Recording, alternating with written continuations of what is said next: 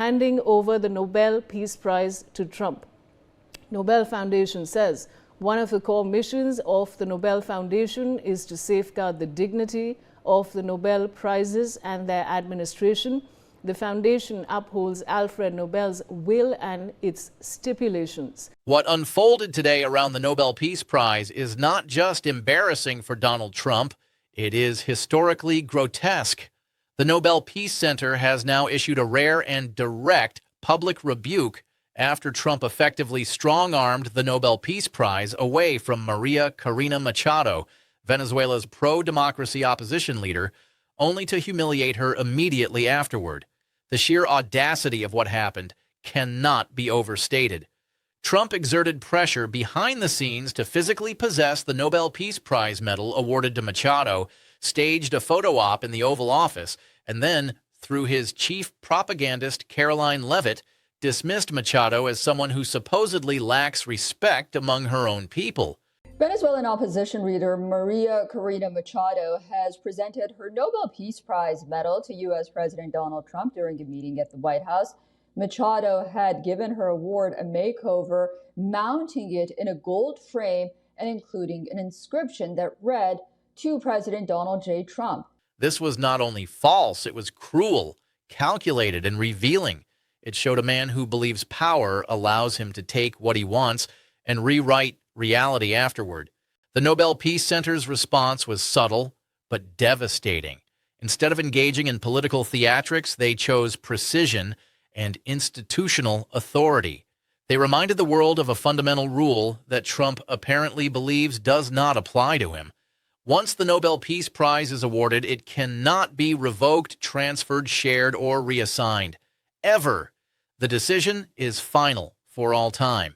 Trump, who often speaks about his desire to be awarded the Nobel Peace Prize, has expressed displeasure when it was given to Machado and she decided to accept the honor last year. Machado said last week that she would share it with Trump, but the Nobel Committee later clarified that it was not transferable. A physical medal can change hands, yes, but the title of Nobel Peace Prize laureate cannot.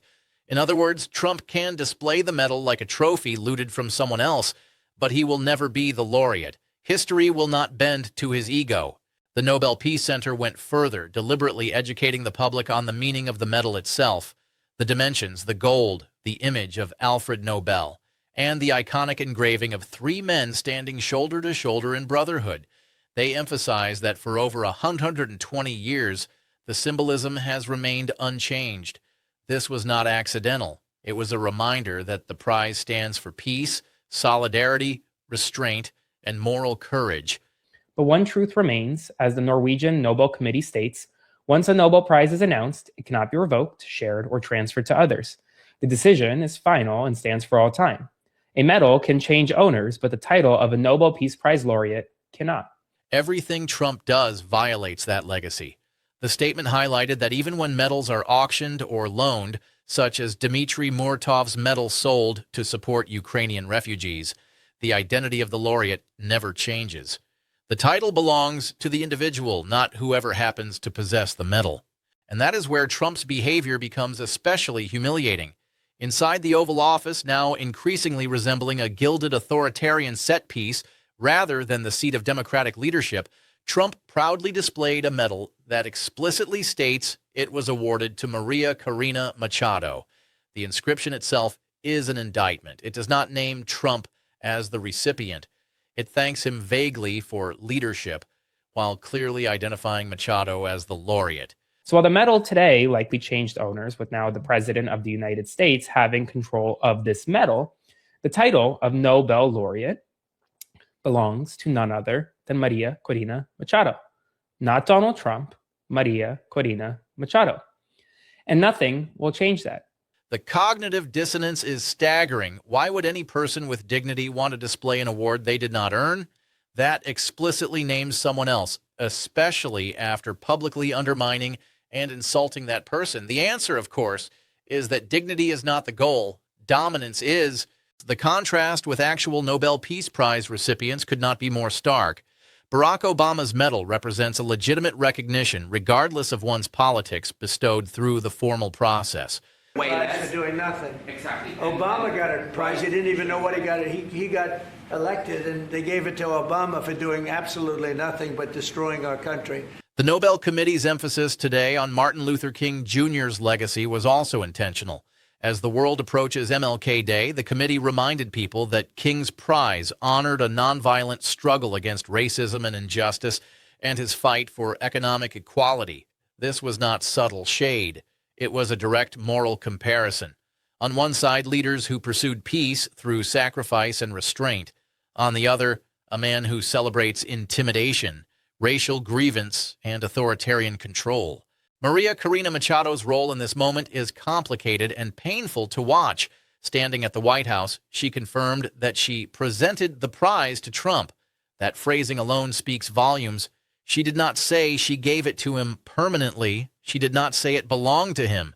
She presented it, likely under immense political pressure, in the hope of protecting her people. That calculation may be understandable, but it came at a heavy cost. Trump's White House immediately turned around and smeared her credibility, with Caroline Leavitt stating that Trump's view of Machado had not changed and that she lacks the respect of Venezuelans. In other words, Trump took the medal, staged the optics, and then threw her under the bus anyway. This is where the tragedy deepens. Machado looked weaker, not stronger, after the encounter. Trump's actions did not empower the democratic movement in Venezuela. They undermined it. And the only people who benefited were authoritarian figures like Deli Rodriguez and remnants of the Maduro regime, figures Trump openly praises because they are easier for him to manipulate. Trump does not support democracy abroad. He supports whoever flatters him, enriches him, or aligns with his transactional worldview. That reality becomes even clearer when you examine Trump's dealings with Venezuela's oil. Instead of directing seized Venezuelan oil revenues into the U.S. Treasury, Trump routed the money through a Qatari bank account cloaked in secrecy. There is no legitimate justification for this. Why Qatar? Why secrecy? Why not transparency and congressional oversight, especially when Qatar has direct financial ties to Trump's business interests, including luxury gifts and aircraft? This is not foreign policy. It is personal enrichment disguised as diplomacy. While Trump was staging this grotesque Nobel spectacle, the rest of the world was reacting to the instability he creates.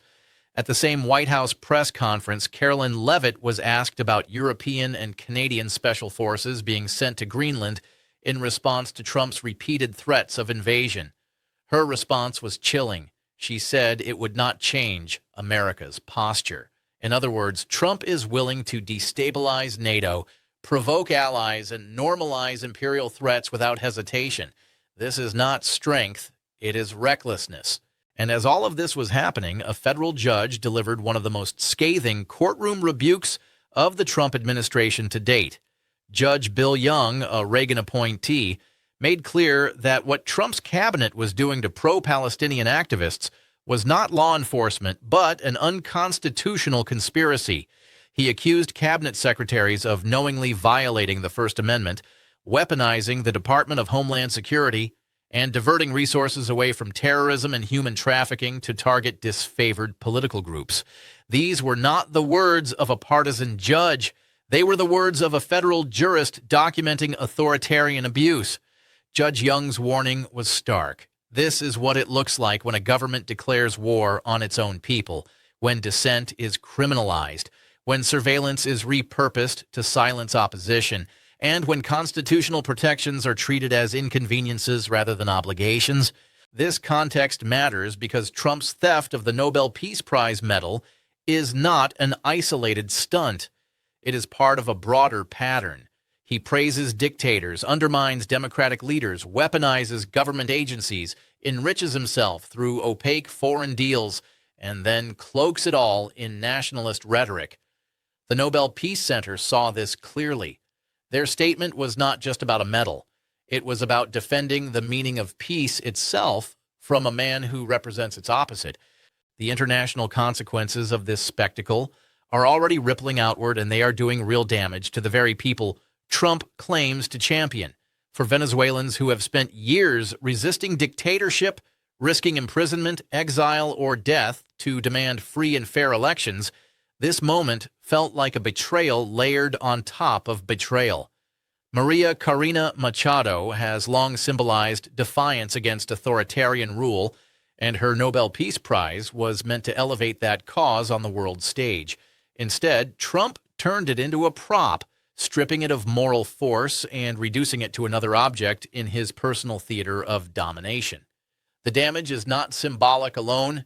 It weakens international pressure on the Maduro-linked regime, emboldens authoritarians, and fractures the fragile coalition supporting democratic transition in Venezuela.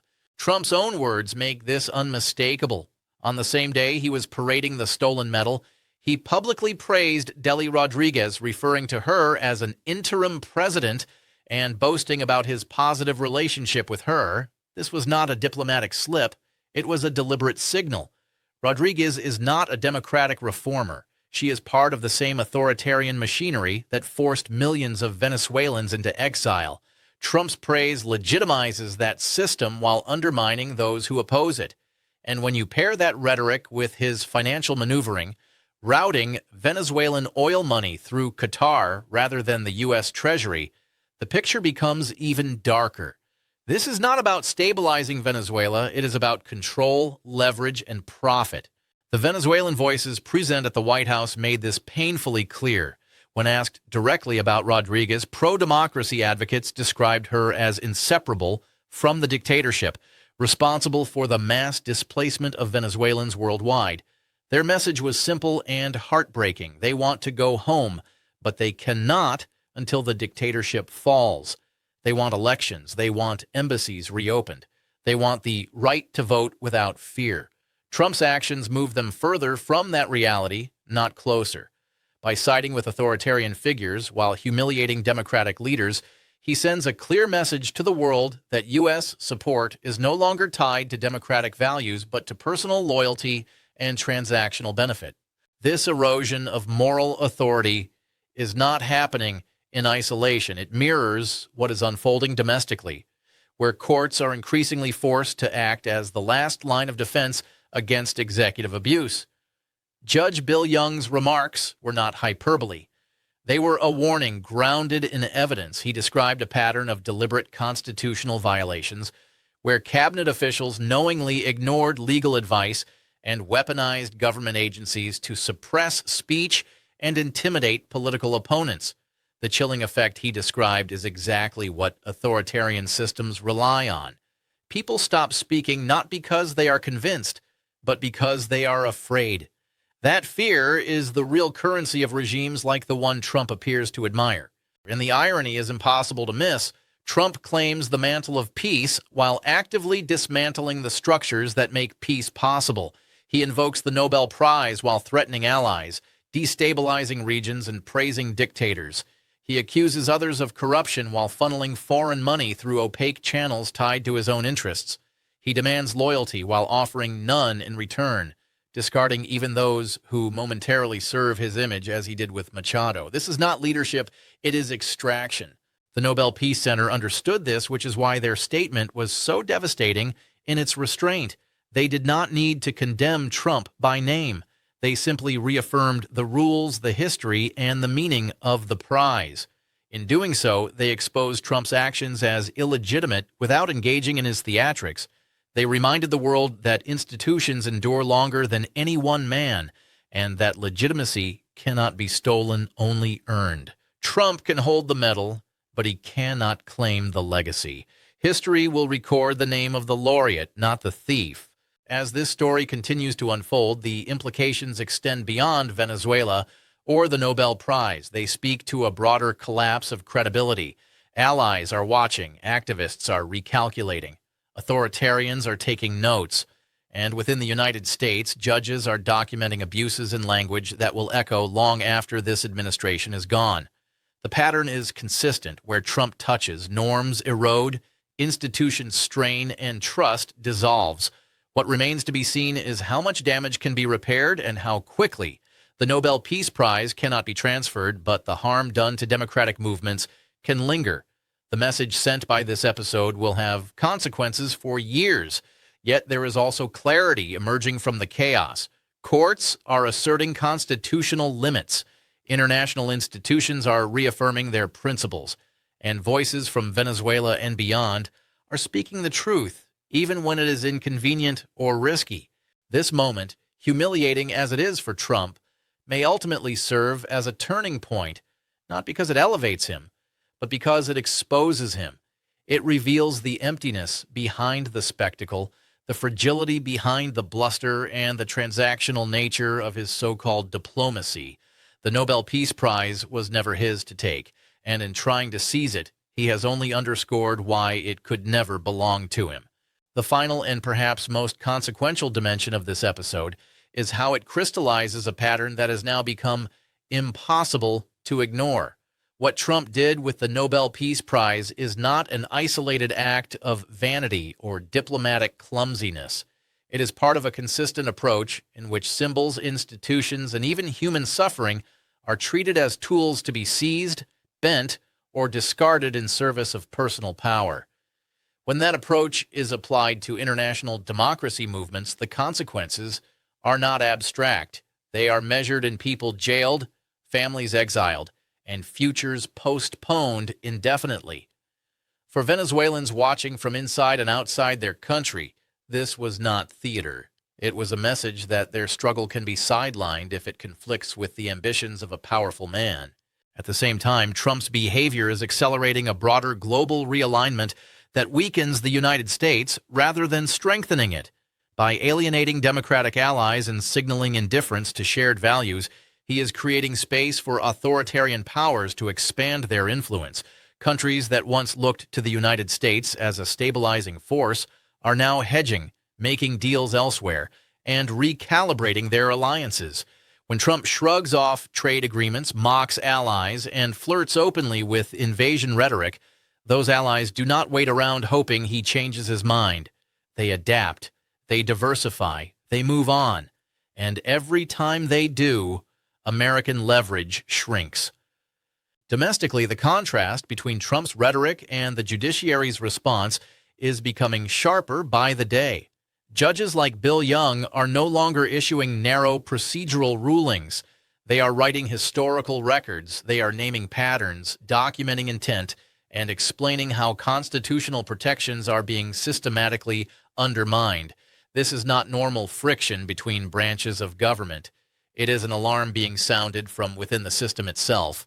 When judges appointed by presidents of both parties describe conspiracies to chill speech and weaponize agencies, it signals a crisis of governance, not a partisan dispute.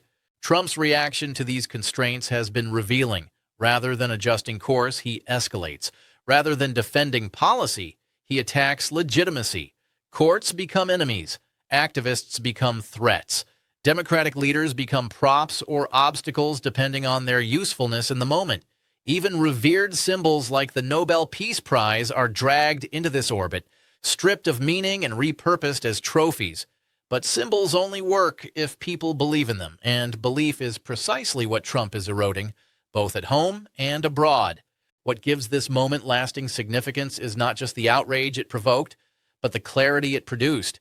The Nobel Peace Center's statement reaffirmed that legitimacy cannot be taken by force or pressure. Venezuelan activists reminded the world that democracy is not a slogan, but a lived demand with real costs. Federal judges laid out in plain language how power is being abused and why it cannot stand. These responses form a counterweight to the spectacle, grounded not in performance but in principle.